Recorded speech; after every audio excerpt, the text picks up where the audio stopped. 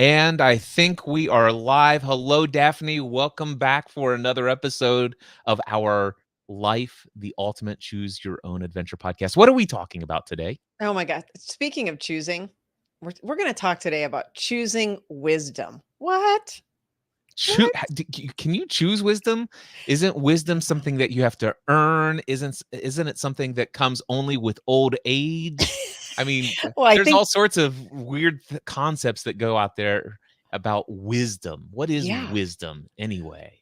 Well, I think that's a great question. I think you're bringing up some really good myths, and we know that experience can be a very helpful teacher as well.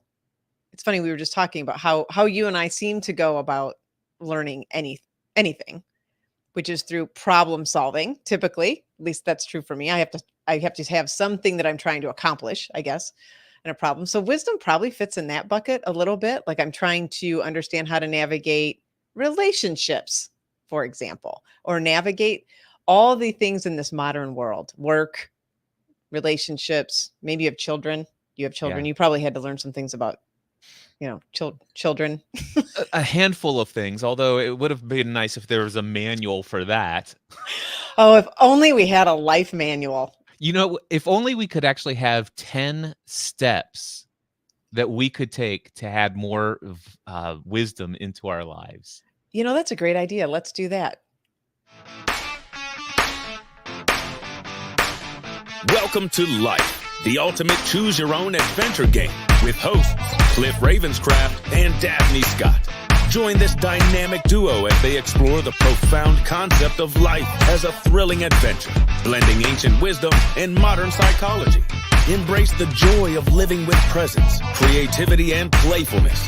It's time to navigate the game of life together. Are you ready to play? Let the adventure begin. All right, what stood out to you from our intro today? Today, let the adventure begin. I think that might have been what stood out to me last week. I can't remember. We didn't talk about it last week, which I was very much distracted by the awkward way that I introed the music, and I was inside my head.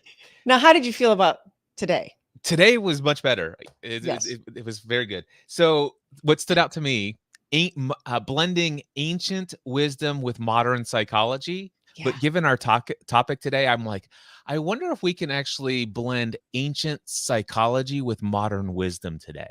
Oh boy, that's really good. Ancient psychology. Well, some of it we might want to, and some of it we might not want to. I mean, don't make me get on my Freud bandwagon here. Okay, fair enough. Well, I was thinking much more ancient than Freud. Yeah, it's funny that you say that because we'll talk about Buddhist psychology. Yeah, that's exactly what I'm talking about. For me, when I look at modern psychology, there is so much that is explained today. Yes. That I think was very much figured out in the Vedic texts. 100%. And it was the Western world that really, that wanted to put the scientific rigor behind these things that seemed just to be assertions or based on people's experience. So the Western scientific method came along to say, hey, look, let's take a little bit, and we have philosophers to thank for that. At the same time, then we get into the argument of like, well, does everything have to have evidence behind it? I don't know. But there's a phrase, lack of proof is, or it'll come back to me, but lack of proof is, not proof of lack or something like that. It'll come to me in a second. But yeah, not everything. I understand the gist of it anyway. Yeah, not everything can be proven, Nevertheless, yes. So ancient psychology. Let's go with that. Yeah, ancient psychology. That's what everything that I'm learning today scientifically that's documented and helping people. I'm like, that sounds a lot like what I hear from Stoicism. That's a very Zen way of thinking about and experiencing things. It's like this stuff was figured out thousands of years ago. A lot of it really was. A lot of it was. And, and then you put it up against, and this is what we're going to talk about today, because you put a lot of these things up against then these are modern times in which we live. right? Where the context in which we're functioning has changed exponentially since, the 1800s, exponentially since the 1600s, so how do we what's still really true and relevant? And then how do we navigate this, I'll call it the modern world, the only world I know. How do we navigate that and still pull in this wisdom, which is really what the show is about? How do Yeah. we, and I brought this up on shows before, for example, how do we navigate where we live in a more of a meritocracy, so to speak, like where everyone has the same opportunity, Cliff. You can be just as successful as anyone else. Well, there was kind of a benefit when it wasn't that way. We had a little bit more respect for luck in our life, and a little bit more respect for, well, I was born into this family and I'm going to stay in this family. So, there are things that we kind of have lost a little bit of understanding of, I think. Yeah. Yeah. Well, what Because now brings if you're us not successful, you're a loser. well, who gets to determine what success is and what a loser is? And I think Yeah, that's a different topic for a different day. it is. But it fits into this idea of being wise. It does. Yeah. And so So we let's will talk about that. What made you decide to come up with a 10-step process of how we can become more wise in the decisions or the way Yeah. that we live our lives intentionally moving forward? Well, of course, my own life. And I thought about, when have I made choices that probably I would put into the less wise or unwise bucket? Hmm.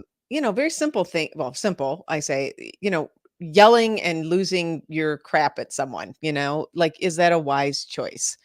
I think we can kind of all, lying to people, and that becomes really nuanced, right? Is it, if you ask me, hey, if I ask you, hey, does this dress look good on me? What's your response? So we get into all the nuance. And what You know is it? what I thought I heard you say? What? Does this stress look good on me? Does it? You're like, it does not.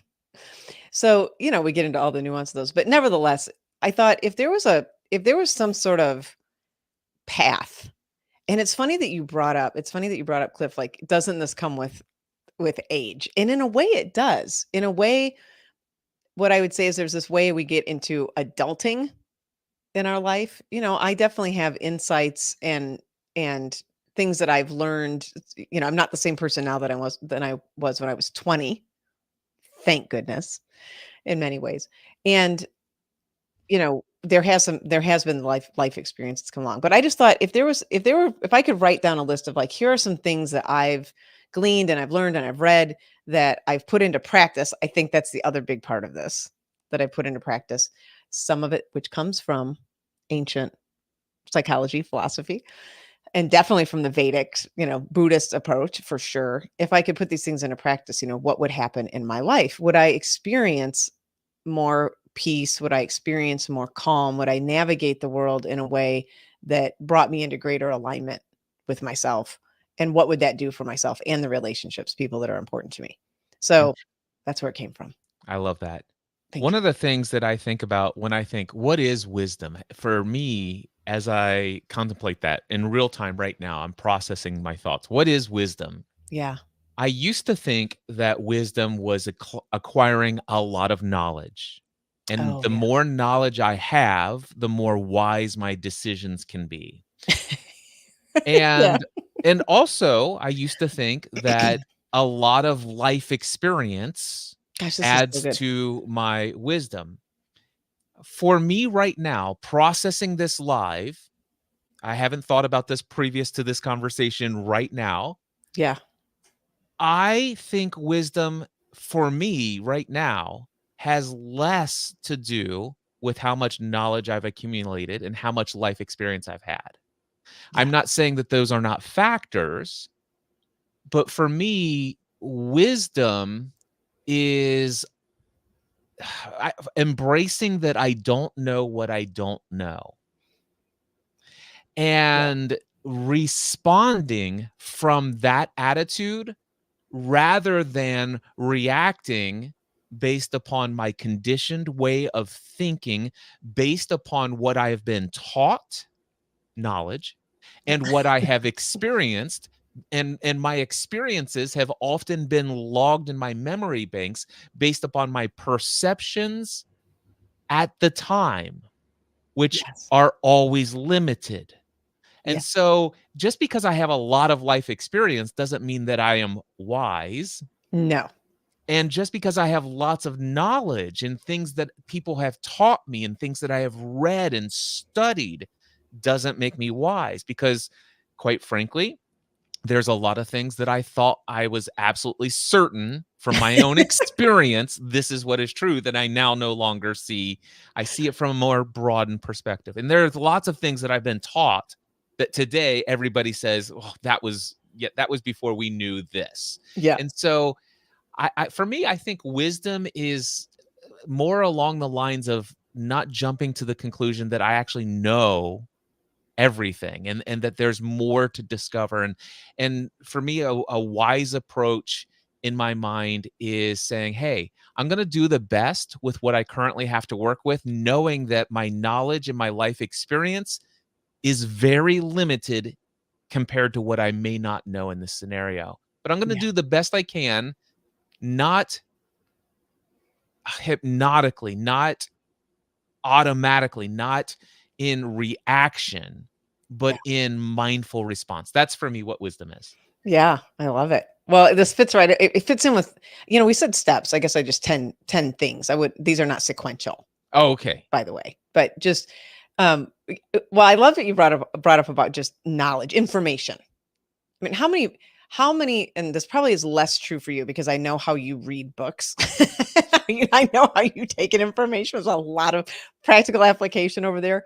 Nevertheless, if I think about all of the things that I've read, all the information that I've taken in or been exposed to, how much of it have I actually put into practice compared to the amount?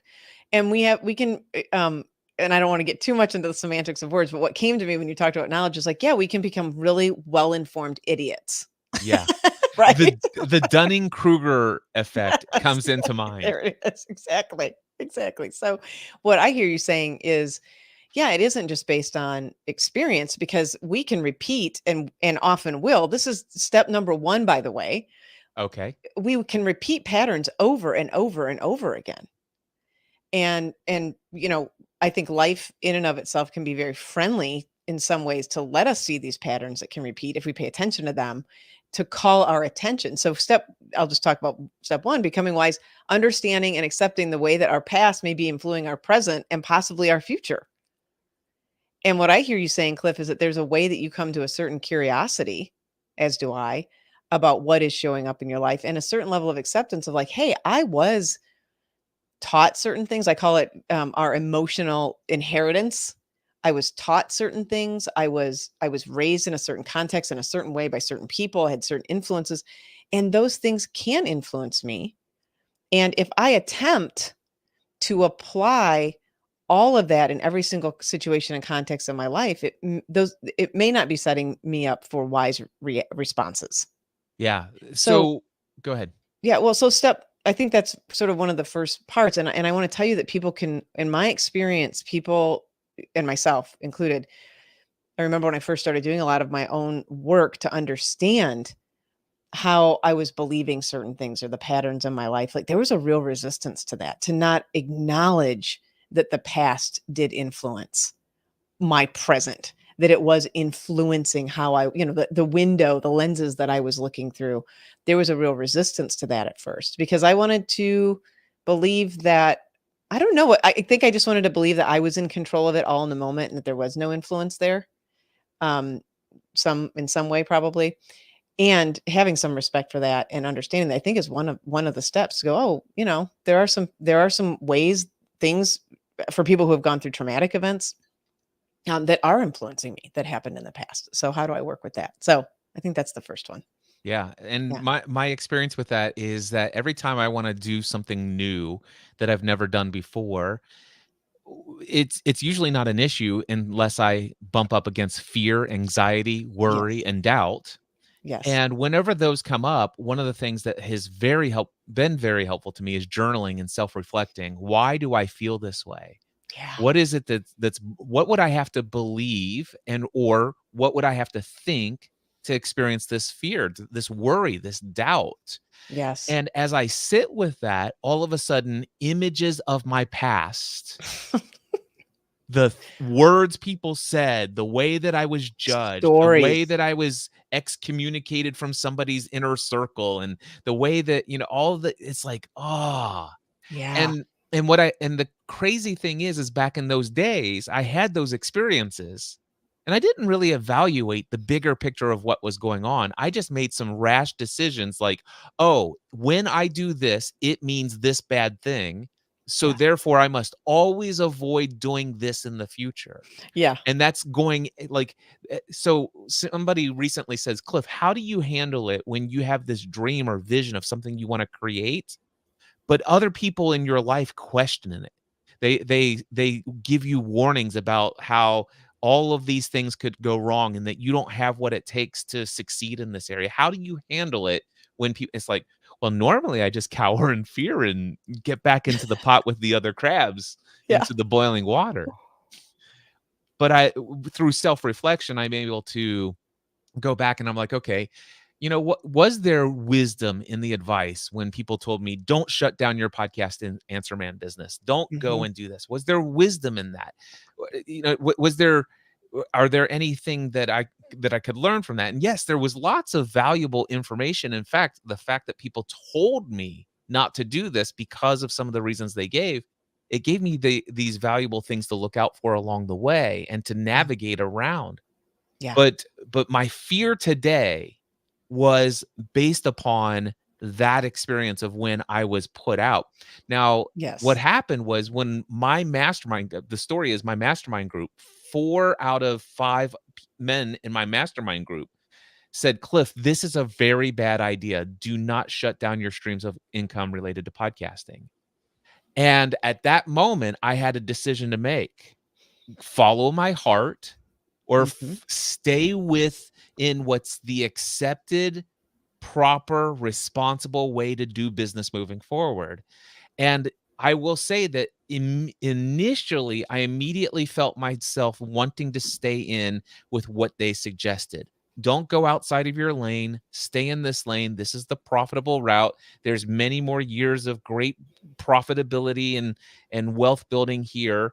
And it's like, and this group is going to support me for that. And I was afraid to leave that because, wow, in the past, when I've gone against the advice of my advisors and my inner Yeah, they kicked you out circle, of the group. they kicked me out of the group. That's what was coming up for me when you've said this before. It's like, "Oh, this Yes. isn't just about them predicting your woeful future. It's No, if I." Yeah. it was when I chose to do something different than what the overall consensus had agreed, this is a bad choice. Yeah. Well, then we can't support that. Yeah. And Oh, matter of fact, there was a phrase of a guy who back in 2008 when things were so terrible, I had admitted to a group of people. This was before my mastermind group existed, but I had a business advisory group from people that I knew that were more successful in business back in when I first started. And things were so tight financially that I thought, man, it'd be nice to breathe a little bit more if I went and signed up for food stamps or food assistance for our family. oh, And I was crushed by that idea. It's like, oh my gosh, I must be. It's like I should go back to my mom and dad, get my day job at the insurance agency, blah blah blah. I can't make it on my own. And I had all these fears, and I sent this to this group of 10 people.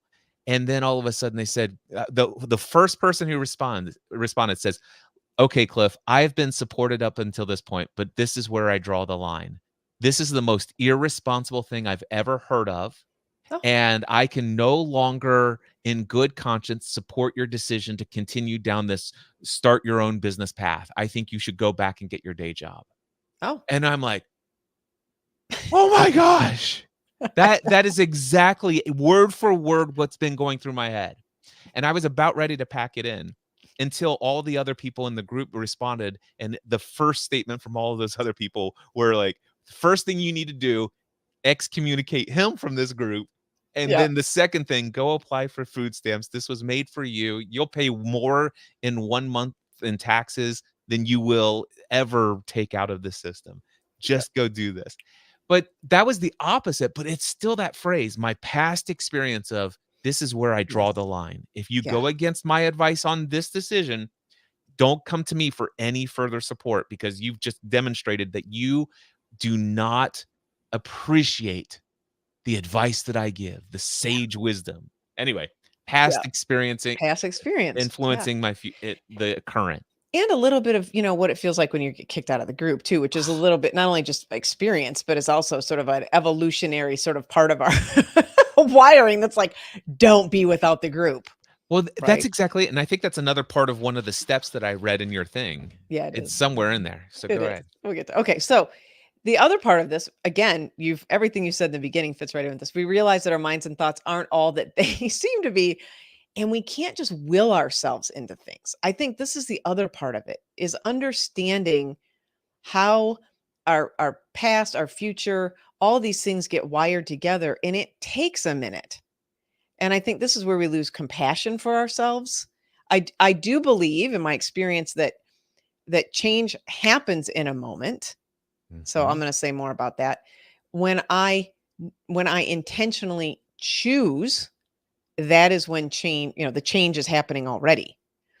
I do believe that in my experience and have had that experience. Nevertheless, there can be this path of also recommitting to those choices because our patterns they start to show up, right? I'm imagining through the story that you just told, and even me leaving my corporate job, like, you've got a secure thing here, you're at the top of the hierarchy, why would you want to leave? You're making great money. Well, I'm not really enjoying myself very much. Similar path. and and you were with me through that whole journey. How long did that take to really work through? It wasn't about leaving the job. It was really about how I saw myself. It was really about understanding all of those patterns, understanding what was really even driving the desire to stay in the first place Right. and getting underneath all of that. So just thinking that we can will ourselves into things, I think is also a very it's a misunderstanding. Yeah. Our minds are just not that straightforward.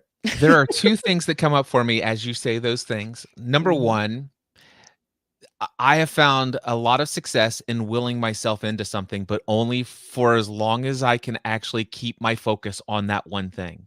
Yeah. Yes. So I can force and will myself to do something, but if my identity has not changed, and I'll speak to that in just a second because it Yes. leads to the second thing that came Well, up. that's what I was getting at too. Yeah. So the thing is I can do anything as long as my conscious, focused attention remains hyper focused and fixated on that one thing. But the thing is there is no new habit that's gonna form without a shift in identity.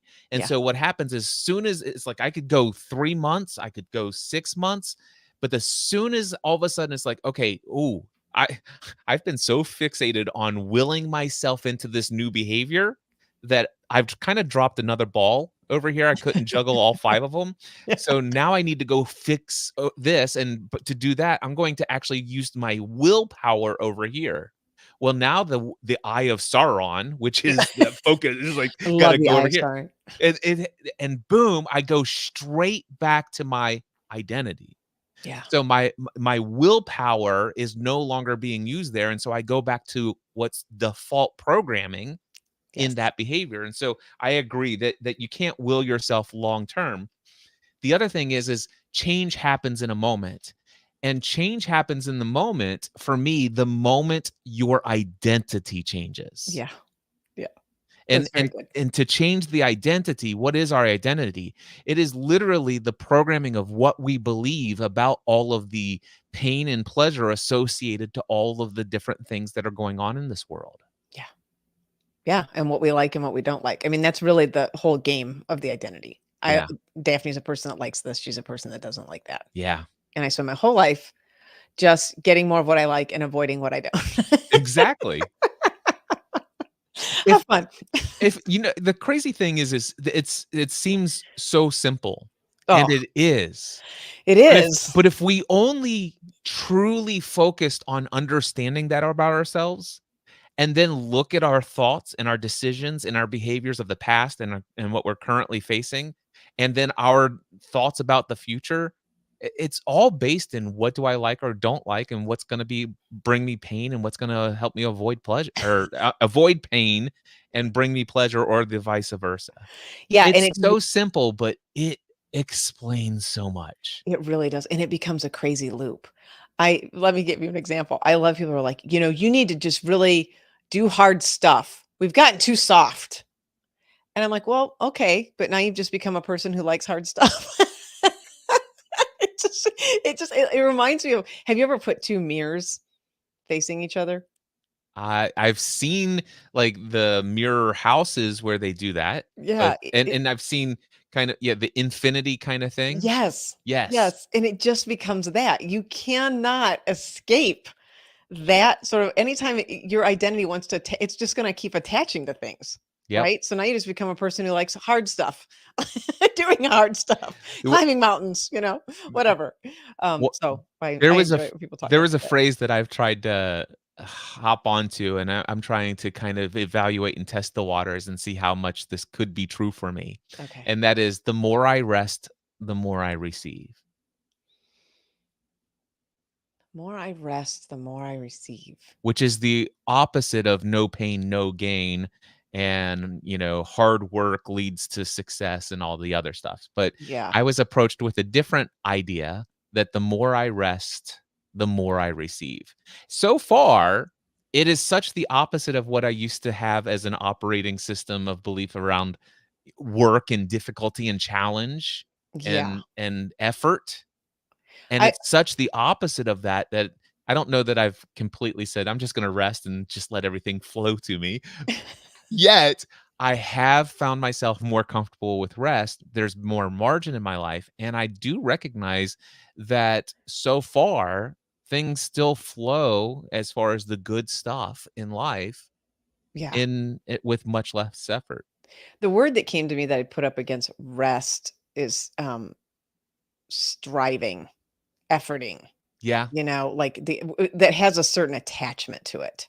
yeah, Versus the idea of rest sort of being with, you're gonna move, you're gonna do stuff. I think that's the absolutely. right. I think that's the fear that people have is like, if I completely become satisfied, content with what's going on, that this is enough, that I am enough, just as I am right now, that I will just stop doing stuff. Yeah. And I just don't see that as I mean, your body is gonna make you move at some point. Well, exactly, and so Probably. I'll give a perfect example of this. So, you and I were talking, one of the things I recently got into is amateur radio. Yeah. I got my technician license a month ago, and I just studied for, over the past week, my general license. I intentionally put in about 20 hours this week of study into my general license. Now, that study was a lot of work. It was a lot of even effort, but it was incredibly restful for me Yeah. because it was in alignment with what I desire to do Yes. rather than what I felt like I had. There's nobody out there saying, "Cliff, you're not going to succeed as a husband and a father or a business person unless you get your general amateur radio license upgrade." This technician license isn't enough. And so for me, while there were many things I could have done business-wise, that would be work and all the other stuff with those 20 hours, the interesting thing is I chose the rest, the thing that was more in alignment. Yeah.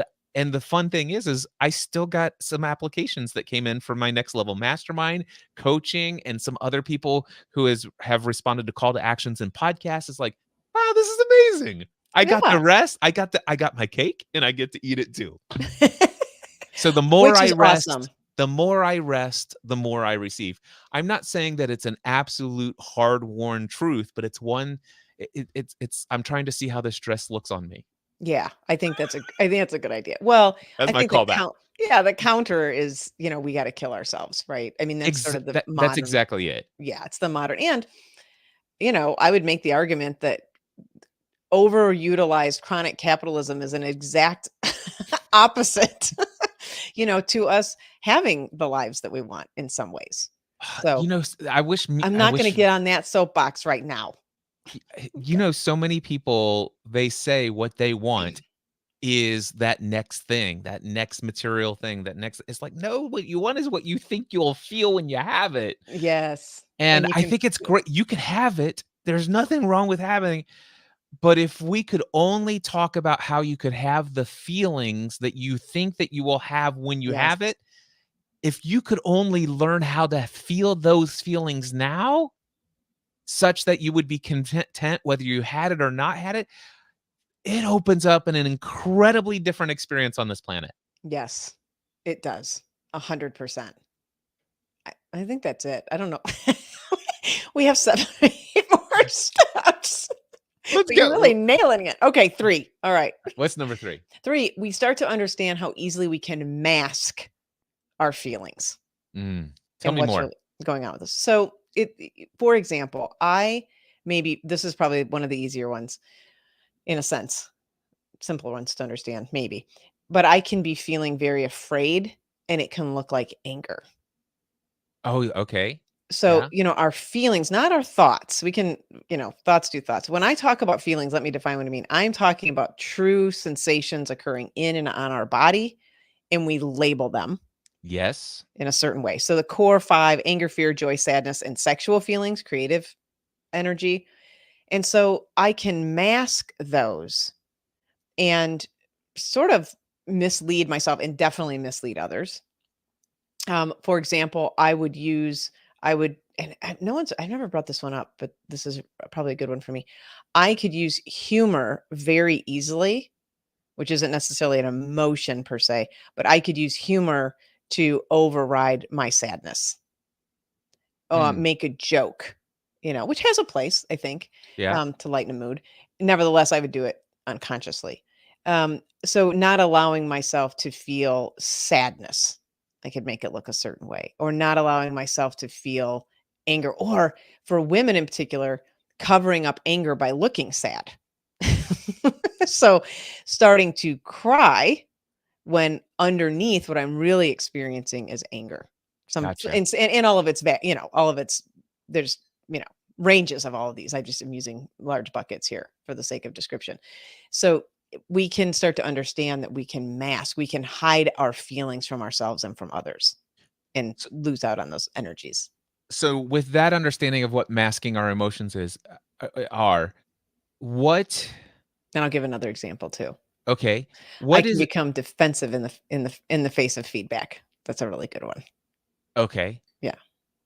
Got it. Yeah. One of the things that comes up for me when with the first way that you explained it is that that the masking doesn't always have to be on the taking a negative thing and trying to hide it with a some sort of positive, but actually I've seen somebody talk about the fact that sometimes we experience excitement and the physical sensation in our body is Yes. almost identical to that of fear. Yes.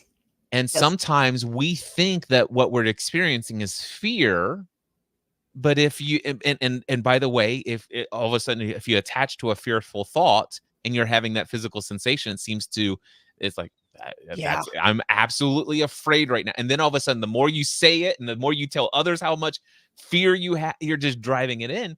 Yeah. When the initial excitement that's or the initial emotion that showed up in your body was actually one of excitement. Yeah. And you Fritz. just weren't used to it. It's like, "Oh my gosh, I've been so dead inside for so long doing this thing, I know and to what I'm think about going experiencing. and doing this new thing is so exciting." And that but the physical sensation feels a lot like anxiety or fear. Yeah. Fritz Perls, who's a crazy Gestalt therapist, he said, fear is just excitement without the breath. Oh, I love that. I do too. Because when we are in a threatened state, and I think oh boy, there's so much to unpack on this. I think our identities have a lot to do with this too. And I'm going to do something new and I'm taking on like a new, it also, when we're having a novel experience, we're taking on something new. It is shifting what we believed about ourselves. Yes. And so the fear really can come up. So I love that statement because what starts to happen in my experience when I breathe and I'm like, oh, I'm feeling these sensations in my body, and I start breathing through that, I get in touch with much more level of excitement than I do a rational fear pattern. Fear, I mean, there are rational There are rational fears that we can have standing on the edge of a building, for Yep. example, right? There are rational ones, but most of what we experience in this modern world for most of us is not fear that is based on our physical being, dying. Yeah.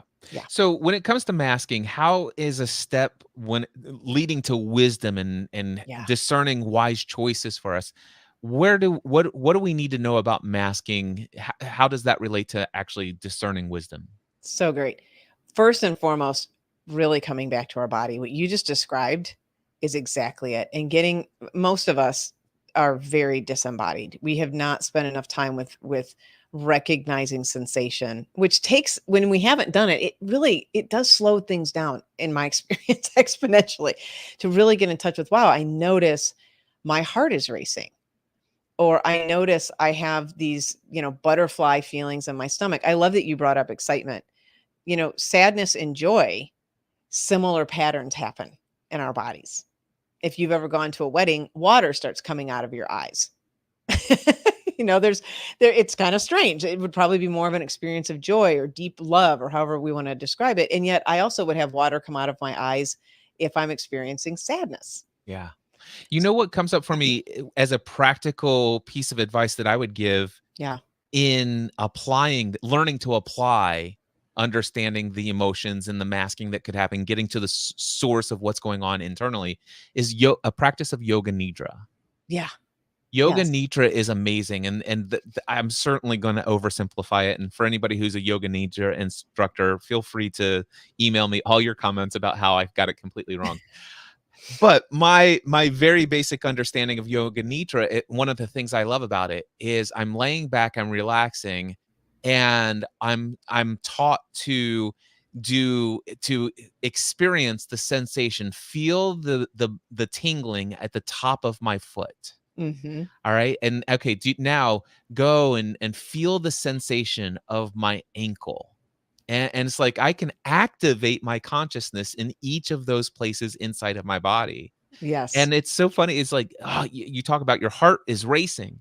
One of the interesting things is this, like, okay, now I want you to focus your attention on your heartbeat until you actually kind of feel or hear the beat of your heart just going through the vibrations of your bones. It's like, this is amazing. There's all kinds of stuff happening inside of here. So many. Yeah. And enjoyable. I think this is, Yes. we're going to get to the cognitive emotional loop here in a second. I think it's number 5 and you started to bring it up that my heartbeat increases many times in a day when I'm exercising. So you can say something to me and my heart rate increases and I don't like it. I can exercise and my heart rate increases and doesn't bother me. I can have sex and my heart rate increases and I enjoy it. It's sort of funny. Yeah. But in certain instances, we suddenly decide that we don't like that feeling, that Yeah. sensation, right? So yes, I love the yoga nidra. There's also the body scan meditation is very good. That's been taught for, again, thousands and thousands of years. So I think that's a very good practical suggestion. So Look at you. that. So, Ancient psychology brought to the present. There it is. Boom, boom. To Brought learn. to our discussion of modern wisdom. Either way. We like it all. Okay. 4, recognize that we misinterpret what someone meant from what someone did or said sometimes, especially when we're tired, thirsty, and hungry. We haven't taken care of ourselves. You mean we make assumptions about what people mean? So many. Well, here's my weekly callback. Okay. Are you ready? I'm ready. 4 agreements. Don Miguel Ruiz. I don't know how I didn't see that coming. Don't make assumptions about what people mean. Yeah. It's helpful not to do that. But we do. And what I'm really calling out here is we especially do when we haven't taken care of ourselves. And, I'm going to the body part of not taking care of ourselves because I think it's very practical and we skip over it all the time. There's also the part where we have said yes way too much and we haven't taken care of ourselves. What are the questions that you're supposed to ask before you respond to something? Am I angry or no? Am I hungry? Am I tired? And what's the Yes. other one? I say thirsty because I think Okay. thirst and hunger kind of can run together. Am I thirsty? Okay. Am I hungry? Am I tired? I think those three are great. There's more. There's Yeah. one more, I think, in there. Am I tired?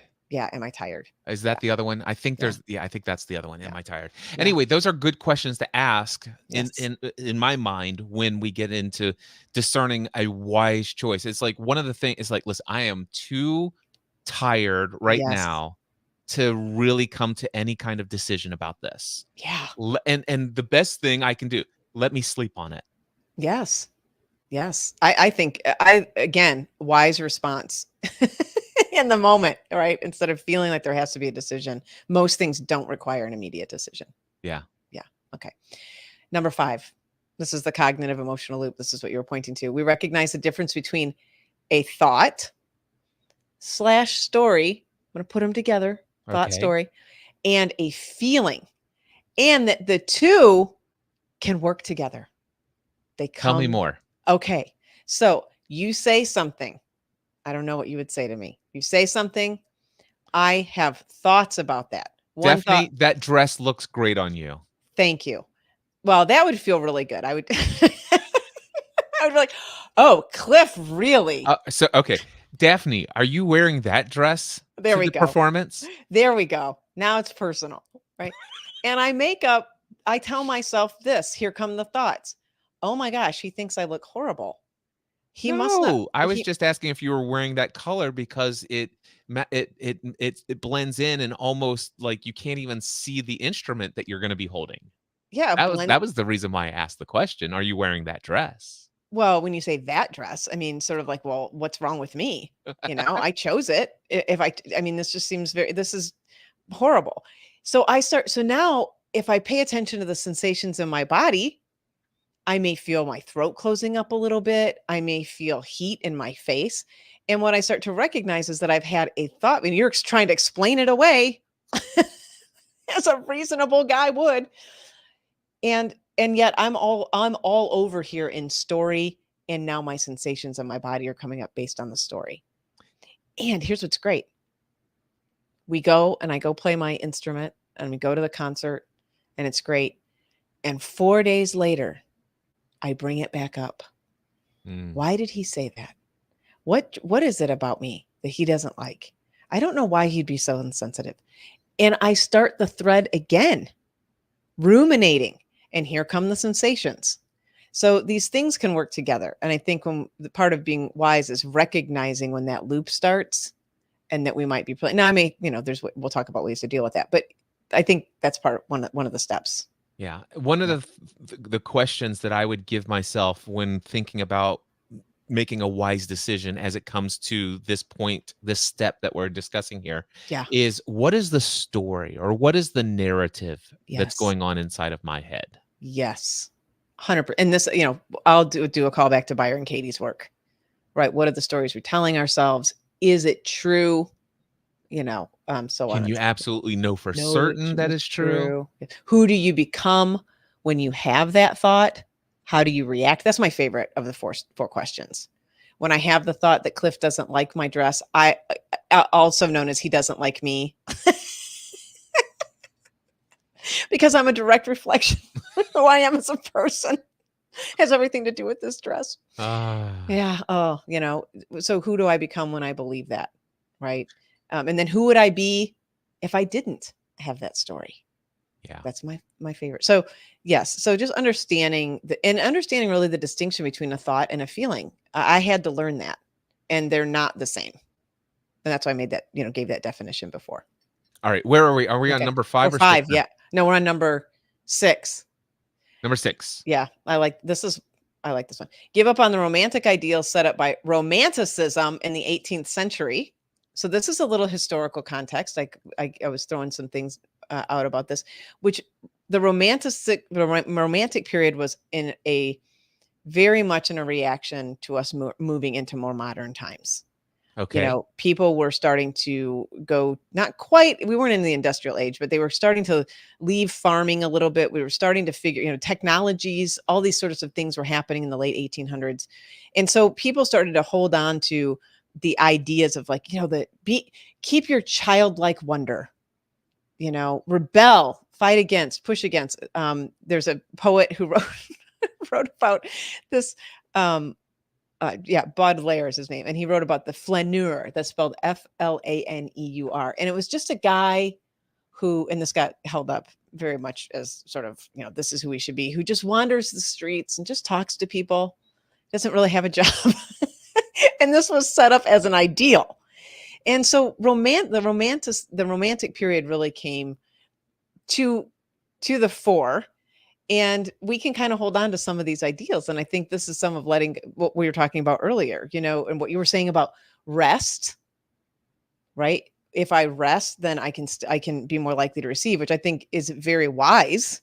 At the same time that we recognize, we're not saying like throw out everything and do nothing all day. So I think pushing back against this a little bit, it also ruined love. And so I wanted to specifically call this out as it pertains to relationships. It set up this ideal that you're going to find the exact person and live happily ever after, and your relationship will be perfect. So And what was the thinking before that? Yeah. Well, it was interesting. And again, I'm not advocating for this either, but relationships were you really stayed within your own bloodline.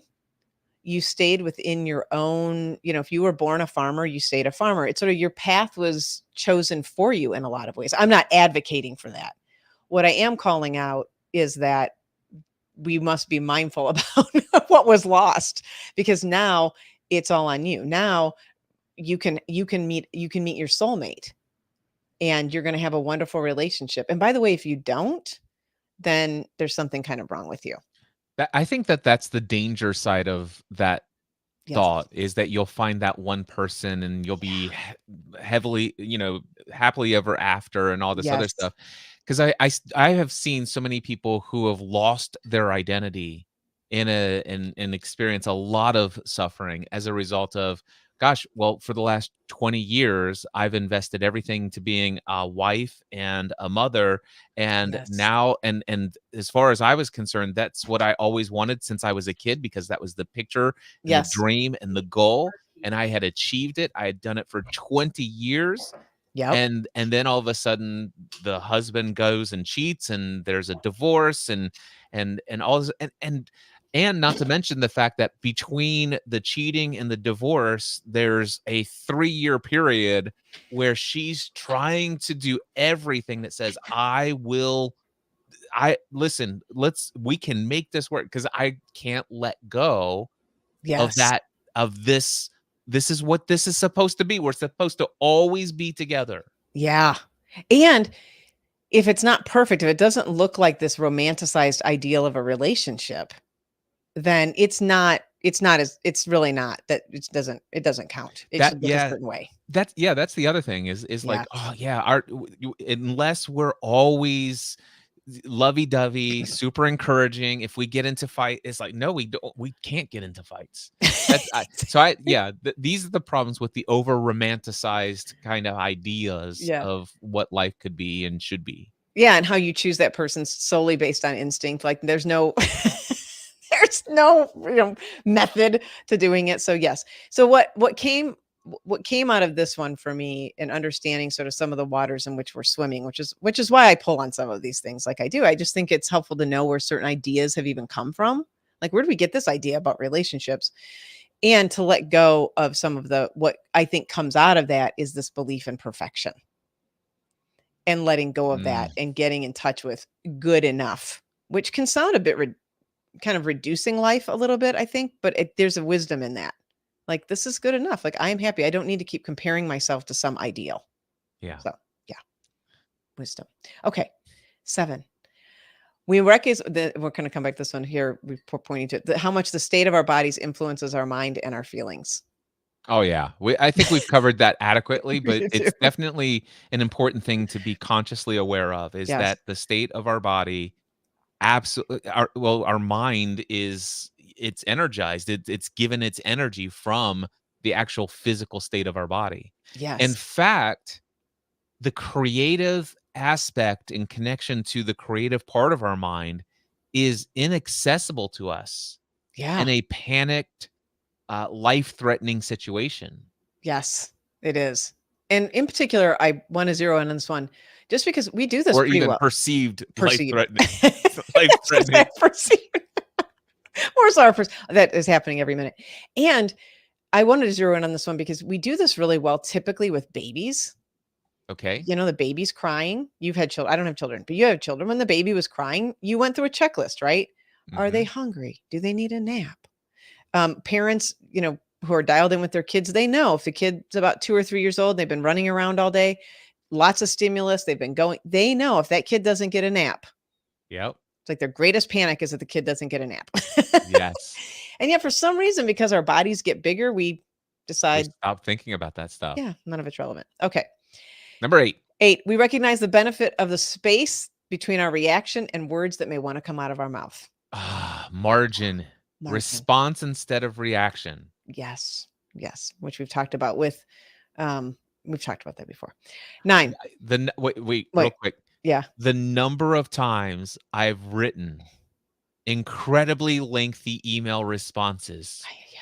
filled with so much vitriol and the hovering over the send button. And then Yes. thankfully, Jiminy Cricket's like, "Yeah, not, no, go take a nap." Do not hit send. Don't And of do it. course, there are so many people that you hit the send button, and finally Google had to give us the option to, like, okay, I got a countdown timer, 10 seconds. You got 10 seconds to undo that baby. Yeah. Do you know what one of my favorite ways is to learn about when I get annoyed, frustrated, all those sorts of moments? Tell me. I love to journal. I journal it. Oh, I I have love specific journaling. I journal every morning, but in particular, if I get really ramped up, I love to journal it. And then I leave it sit. And I go back and read it 4 days later. It's so great. Yes. I get so in touch with what a Who lunatic I wrote am. that? Who wrote that? No, what was that person thinking? Exactly. Which one of me was ramped up about that? Yeah, it's so fun. That scenario is like what is it? Inside Out, the movie Inside Yeah, Out. yes, It's just the whole, which one's at the console right now? yes. It's so good. Okay, number 9. We hold our victories and failures in life very lightly, and we do the same with others. And Okay. what this is all about is just recognizing that, well, it's letting go a bit of being a snob, but it's recognizing that people's worth and the value that they have is not based on their success or their losses. It isn't based on what they do. And we're all a little bit vulnerable to luck, to things just happening like they happen. For example, we were going to do the show this morning, 25 minutes sooner than we had planned. I come in my office, my beautiful, beautiful Rode podcaster unit fried. Must have gotten hit by lightning or something. So, how I respond to that really matters. Mhm. Nevertheless, it has nothing to do with me as a person. Right. Right. And so when people have success, when they have failures, we start to see past those in a lot of ways that it has nothing really to do with who they are as human beings. But Yep. again, a little bit of the romantic period says that it does. So So what I gather out of this is when and we it does. think about this as it relates to experiencing more wise decisions and ways of experiencing life is to hold our successes and our failures lightly, meaning that it's to let go, be able to say, listen, if things don't go according to our expectations, let's just drop the expectation and recognize it's like, okay, it is what it is. Yes. But now, what do I desire to feel, and how do I desire to respond as a result? And Yes. whereas it's like, oh no, I had to pass that, and I can't believe I didn't pass. And then you're holding on to what you thought you were going to have. It's like, no, it's like, how could, and you ruminate. Yes. That causes a lot of what that may not be wise. Yeah. And just because you've had some success it has nothing to do with who you are as a human being. That's the other thing. It's like, oh my Yeah. gosh, I am worth.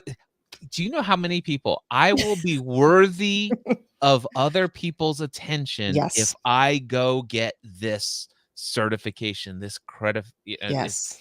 It's like people look up to me because one person said to me, they said, "Hey, Cliff, I want you to help me drop weight. I just have this feeling like if I could just drop 60, 70 pounds, I'll be credible enough to get on a stage." Ay, ay, ay. And I'm like, hmm, Hmm. I can definitely help you drop the weight. There's no doubt in my mind I can help you overcome the behavioral patterns, but not until we address the fact that you need to understand why you're not a success on a stage right now, or why Yeah. you feel like you can't be a success on a stage now. Yes. Because I'm telling you, there's far too much evidence contrary to that point, other than the story and narrative in your mind. That's really good. And that you're worthy to be on a stage regardless. Yes. Yeah. You have something to share. Yes. That's very good. Very good example. Circumstances change, in other words. Okay. 10. We're on number 10. Yay! You recognize that most of your worst behavior and that of others is driven by fear. Driven by fear. And everything in our heads and theirs can only be expressed with the most calm words, which creates two diametrically opposed actions. Okay. So I'm in fear. I'm wanting to talk, but my words are not going to come out very calmly. They're going to come out probably less than calm. And when we can see that in another person, it can, when we recognize that that's what's happening. I mean, again, I'll come back to compassion, but that's where it can be very helpful, and to recognize that when we're doing that, to have some compassion, if we find ourselves doing that, to have some compassion for ourselves, that it's probably fear talking, and that we can really give ourselves a moment and be gentle with ourselves as much as we can with others. The whole point of this one is that oftentimes when people are just really off the rails, there's some fear underneath it that's driving that behavior. Typically. Gotcha. Yeah. So what is the practical way that might show up when it comes to our decision to lead, to experience and embrace and have more wisdom? Yeah. In this example, for me, it's breathing. Okay. And when I see it in somebody else, it's also breathing and recognizing there may be a moment of needing to give a break, kind of separating in some way, or just pausing. I mean, I've done this with me when I was leading teams. Wow, it sounds like this is very important to you. And let's just take a minute to take a breath here, or let's revisit this, later today, or revisit it tomorrow morning, to give some space. So that those reactions, because people are going into a reaction, I would be going into a reaction, that those reactions can get a minute to dissipate. So Yeah. taking a breath is a really good way to manage that. Breath is definitely one. For me, when I find myself afraid, one of the things that I like to do is the breathing meditation. I like the journaling. The other thing is to find other people who are not so attached to the immediate outcomes of whatever it is I'm contemplating or that I've just experienced, Yeah. and get an outside perspective from Yeah. somebody that I trust, Yes. From somebody a trusted advisor. a Yes. trusted advisor. Yeah. So good to have those. So, and then the bonus one is just learn the path of letting go over and over. I think when you went to the top of the show and you brought up ancient psychology and ancient wisdom, or all the wisdoms, modern psychology, I think that's really it Wu underneath all Wei. of it. Yeah. Wu Wei. Yes. Wu Say a little bit Wei. more about Wu Wei. Well, Wu Wei is going with the flow, understanding that things may or may not, we may have preferences, Yes. and So some many. things may go along with how we anticipate and how we desire. And if so, Wu Wei, go with the flow. It's like I'm not going to fight against what is. Yeah. Yeah. At the same time, when my preferences are not met, and I get unexpected or undesirable or inconvenient situations and circumstances, I'm not going to fight against what is. I'm Yeah. just going to accept and embrace that this is what life is. One of the things in the Byron Katie work that I so appreciated is my belief is that this person should not have done this. Yes. Or Well, they should be doing X. or they should be doing something that they're not doing.